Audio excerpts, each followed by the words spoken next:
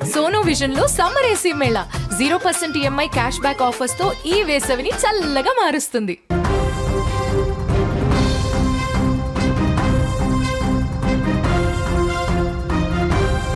శుభమస్తు అంటూ మూడు ముళ్ళ బంధంతో ఒక్కటయ్యారు. కొత్త జీవితంలోకి అడుగు పెడుతున్నామన్న ఆనందంతో మెట్టినింటికి బయలుదేరారు. కానీ విధి ఆ వధువును మృత్యువ రూపంలో వెంటాడింది.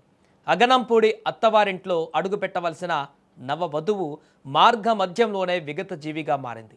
పెళ్లి పారాని ఆరకముందే ఆ ఇంట తీరని విషాదాన్ని నింపింది. ఈ ఘోర రోడ్డు ప్రమాదం విశాఖ జిల్లా గాజువాక సమీపంలో చోటు చేసుకుంది. విజయనగరం జిల్లా వాడచీపురపల్లె గ్రామంలో నిన్న రాత్రి రామేశ్వరి నరసింగారావుల వివాహం అత్యంత వైభవంగా జరిగింది. బంధుమిత్రుల కోలాహలం, మంగళ వాయిద్యాల మధ్య ఈ జంట ఒక్కటయ్యారు.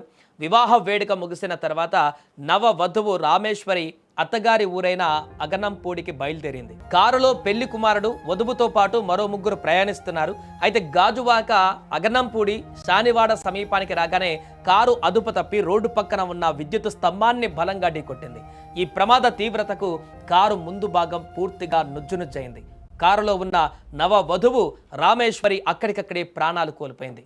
పెళ్లిపీటల మీద ఎంతో అందంగా ముస్తాబైన ఆ పెళ్లి కూతురు మెట్టినింటికి వెళ్లే ముందే శవమై పడి ఉండడం చూసి స్థానికులు కన్నీరు మున్నీరయ్యారు.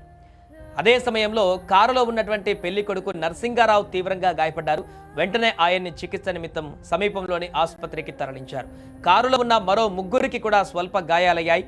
విషయం తెలుసుకున్న పోలీసులు ఘటనా స్థలానికి చేరుకొని కేసు నమోదు చేశారు. సంతోషంతో వెలిగిపోవలసిన రెండు కుటుంబాలలో ఈ ప్రమాదం పెను విషాదాన్ని నింపింది. వివాహం జరిగిన కొన్ని గంటలకే వధువు మరణించడంతో వాడచీపురపల్లి, అగనంపూడి గ్రామాలలో తీవ్ర విషాద ఛాయలు అలుముకున్నాయి.